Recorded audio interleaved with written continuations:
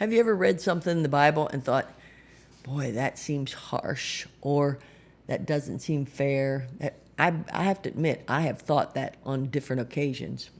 Well, the other day I was reading in Esther, and of course, I can see how bad Haman was. You know, he wanted to kill Mordecai. And then he ended up wanting to kill his whole race because of his hatred toward him. But when the Bible says in Esther chapter 10, chapter 7, verse 10, so they hanged Haman on the gallows that he had prepared for Mordecai. Then was the king's wrath pacified.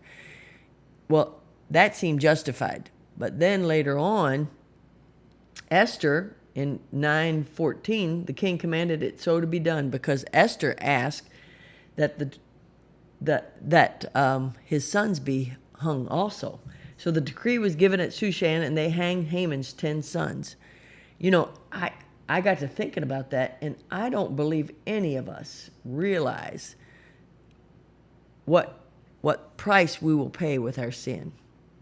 You know, if Haman would have realized that the king was going to hang him, I think he would have controlled his emotions a little bit and not got so aggravated at Mordecai. So then I started thinking about other people that paid great prices. Daniel 6:24, and the king commanded, and they brought those men which had accused Daniel, and they cast them into the den of lions. Them, their children, and their wives, and the lions had the mastery of them, and break all their bones in pieces, or ever they came at the bottom of the den.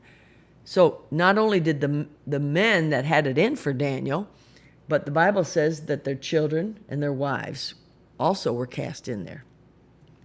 Then I thought, hey, I think there's another situation where somebody sinned and their family paid the price.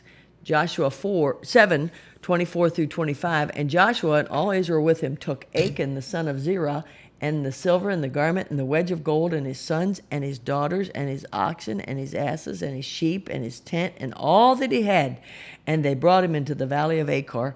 And Joshua said, why hast thou troubled us? The Lord shall trouble thee this day. And all Israel stoned him with stones and burned them with fire after they had stoned them with stones.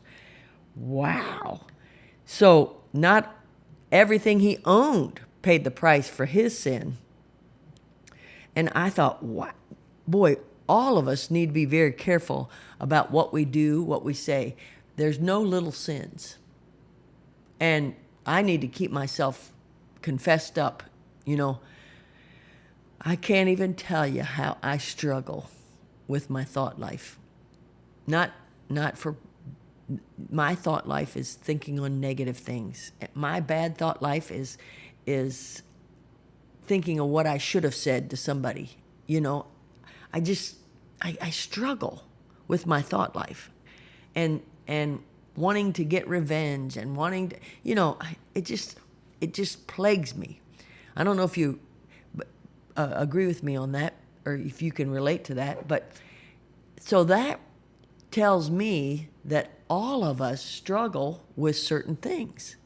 And obviously these three people, you know, Achan had a lust for power and money, you know, and those men that got after Daniel, they wanted to be number one in the king's eyes. And of course, Haman, he was jealous of Mordecai because Mordecai wouldn't kneel down to him, you know. So all of it, that was a sin of the heart.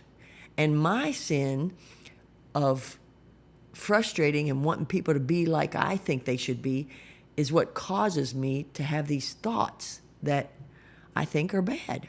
And I'm thankful that I stop at the thoughts and try to get them under control. But I want all of us to realize that if we don't control those thoughts and those sins, that it will produce more consequences than we realize. The Bible says in Isaiah 3:11, woe unto the wicked, it shall be ill with him, for the reward of his hands shall be given him. Wow. You know, when we do wrong and we sin, there is a reward for it. And by the testimony of those other sets of verses, we see that sin might involve hurting our family. Numbers 32:23 says, "But if ye will not do so, behold, ye have sinned against the Lord, and be sure your sin will find you out." Hey, do you know what price you're going to have to pay with your sin? I don't think any of us realize it.